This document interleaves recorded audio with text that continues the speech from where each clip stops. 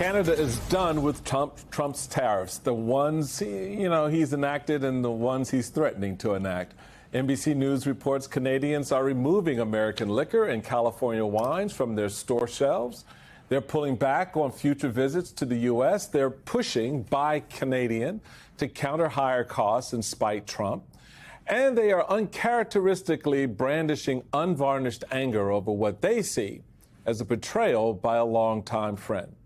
British Columbia's premier told NBC News, quote, "We're going to ensure that the Americans understand how pissed off we are, how unified we are, how committed we are to working as a country to stand up for each other." Joining us now is Canada's Minister of Finance and Intergovernmental Affairs, the Honourable Dominic LeBlanc. Welcome, sir. Good morning. Good morning, Mr. LeBlanc. It is good to see you. Do you see a path for restabilizing relations between the two countries?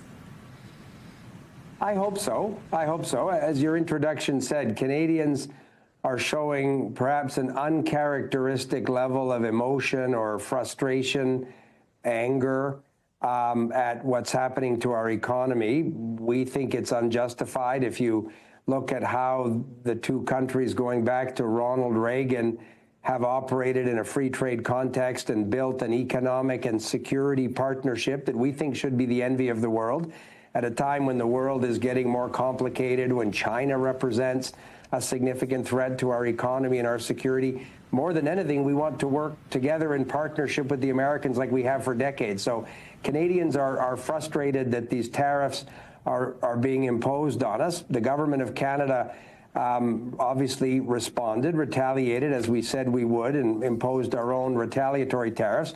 But we very much want to get to a position as quickly as possible where all these tariffs are lifted and we can get back to working on building a secure and prosperous economy in North America. I'm encouraged by my conversations with Secretary Howard Lutnick. He and I have gone back and forth a lot over the last number of weeks and speak quite regularly. I'm hoping we can find our way forward to get back to a position where we're working together on other threats and not simply attacking one another's economy, which isn't in the interests of certainly of the Canadian economy, and I would argue American consumers as well.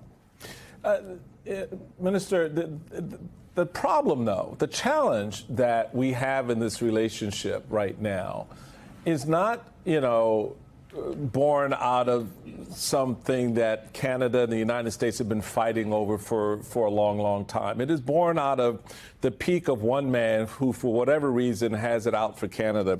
I want to play for you Donald Trump and what he had to say about reciprocal tariffs on Friday. That really kind of goes to Alicia's question about, well, is there room to work things out? Let's listen. Canada has been ripping us off for years on tariffs for lumber and for dairy products. 250%. Nobody ever talks about that. 250% tariff, which is taking advantage of our farmers. So that's not going to happen anymore. They'll be met with the exact same tariff unless they drop it.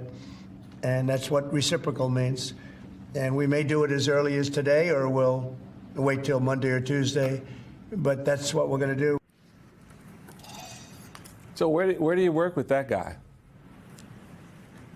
Well, it starts by respecting the government the Americans elected. President Trump won the election in November. He chose his cabinet secretaries. Our obligation as a partner government, as a G7 partner, as a NATO partner, as a NORAD partner, as a free trade partner, should be to work with the government the Americans have elected. Our job is to defend and build the Canadian economy. We think that there's ample room where those two lines intersect.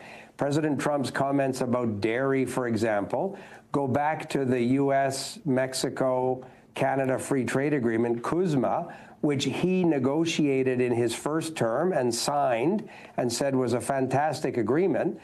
All of the measures that he's now saying are unfair were measures that he agreed to in a free trade agreement that he renegotiated with Canada and Mexico less than 10 years ago. So my conversations with Secretary Lutnick make me think that if we work together, we can find a way to get Canada and Mexico, I think, maybe of the same mind, in a position where the global tariff, reciprocal tariff decisions that Mr. Lutnick and the president will make in early April, we hope can accept that because of the CUSMA agreement, happy to discuss improving it, happy to discuss reviewing it with the Americans. We've said that if they want to review the CUSMA agreement or discuss things that they don't think are working for the American economy, we too have a list of things that we'd be happy to discuss.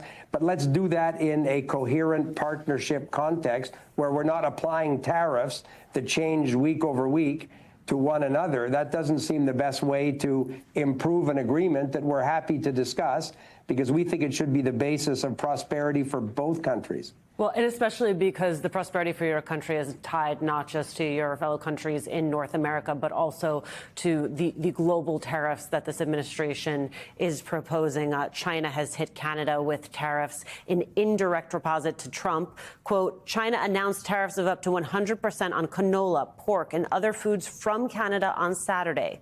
The Chinese tariffs, which take effect on March 20th, were also a clear warning to Canada and indirectly Mexico not to cooperate with the United States on trade.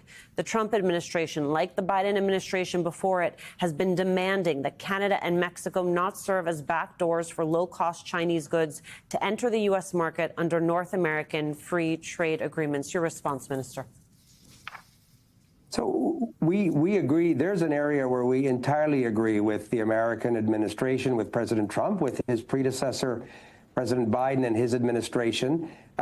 China cannot use Mexico, or our concern obviously is Canada, as a way to dump from their non-market economy goods into North America in a way that violates the spirit and the letter of the free trade agreement. So we, in the Biden administration last fall, matched 100% tariffs on Chinese electric vehicles. We matched steel and aluminum tariffs that the United States brought in against China. What you saw there was the Chinese response. They're going to retaliate against Canada. That's fine. We'll support those industries and do what's necessary to ensure. I represent the east coast of Canada. My district, they'll be fishing lobster and snow crab in the Gulf of St. Lawrence soon and selling it to Boston. This is the kind of trading relationship that's important. Some of that seafood goes to China. So these are challenges for us. I said to Secretary Bessent earlier last week that if he wanted to have a conversation about how Canada, Mexico, and the U.S. could work together and put the appropriate tariff measures against China to deal with their dumping into the North American economy, we would be all in having those conversations, and as much as possible doing it, the three of us together. That's the way we can build a strong North American economy. But you're right, the Chinese will retaliate. But we think it's more important to be a reliable partner for the United States and Mexico, and we'll deal with the Chinese as best as we can. But we're a lot stronger dealing with the Chinese if it's Canada, Mexico, and the United States than sort of having them play one of us against the other two. That would not be a good scene either. Minister, that point is an excellent one. The idea that you have China, coming up against the unified efforts of Canada, the United States, and Mexico. And at the core of all of that, though, and specifically one last point to you, is the relationship government to government, for sure, because that's what's driving a lot of the conversation. But Prime Minister Trudeau, I think, really kind of framed this a little bit different. If you could just listen real quick to what he had to say to Americans about all of this. We don't want this. We want to work with you as a friend and ally. And we don't want to see you hurt either. But your government has chosen to do this to you. That's a very big question, and I may not be the best person. You may need to talk to an economist about how you get jobs back here. But I mean, if you look at think about all the small general stores and mom and pop shops that were across America decades ago, and there's Walmart now, and people are not willing to pay the prices for that independence. The people want low prices and they want reasonable quality, and that's what they've gotten. So, I think there's possibly, could I find an injection molding company here in America to make a Go Bites Uno? Probably. But, I think we may have the capability. Certainly, we have a lot of technical expertise. I just don't think this is a focus for this country now. Mass manufacturing, labor-intensive products. We just don't focus on that. And, you'd have to talk to economists about why that is. But China's very, very good at this. And we have a long relationship with them. They make great products. They've taken my business very seriously for 18 years. And, we're small. We're a very small company. But, we're sold in major retailers across America, across the world. And when I can't get a call back from a company saying, can you make this simple product? I don't know what to say. It just seems like there's not the interest, and that I have to figure out how to make it work. So we're going to make it work in China. That's what we're going to do, and we're going to raise our prices to accommodate these tariffs, like any sane economist will tell you is going to happen. So you are planning to raise your prices. What does that mean for the consumers that either they go to your website, which I was just on your website scrolling, next time I go glamping, I know where to go, or folks that go to REI? What does that mean for the consumers? Well, it means they're going to pay more. They're going to pay more for these products. And, no one wants to hear that. No one likes that. But that's the reality. If you're going to, if I import $100,000 of Go Tubes into America now, it's going to cost me $20,000 more to import it. This whole policy is based, in my view, on a fallacy and a fantasy. The fallacy is that the foreign country pays for these tariffs. Wrong. I'm a U.S. citizen with a U.S. company. I'm the one paying for these tariffs. And my only recourse is to pass this on to the consumers. So that's what I'm going to do. And that's the fallacy. The fantasy is that you're going to bring these jobs back to America with these tariffs. I'm sorry, they're not coming back. It's just not.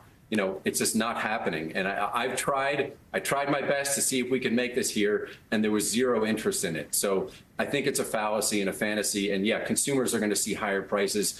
Every other entrepreneur I know that makes products overseas, particularly in China, is looking at a price increase right now. And so it's coming. There's a wave of price increases coming.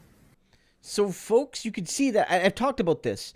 What Canada is doing that, frankly, the Democrats aren't even doing as well, right? Again, I've said this sometimes, like, the Democrats should look at what Canadians are doing, Canadians left, right, and center, at dividing the MAGA coalition, at pointing out the flaws of Donald Trump, at showing that Canada is united against him, and by being loud and direct in confrontation, more like Al Green than like some of the more quiet Democrats. Canada's like a nation of Al Greens right now, standing up to Trump, but it's also exposing the contradictions and the alliances. Trump's real base isn't regular voters. It's capitalists, it's business owners, and often fairly large business owners. And what those capitalists are saying is Donald isn't just hurting the regular Joe. Donald Trump isn't just hurting the Canadians and Mexicans. Donald Trump isn't just hurting the person that has to go buy eggs. He's also hurting the big businessmen and the medium-sized businessmen. We don't like this either. And the more Canada pries MAGA apart, the weaker MAGA will be.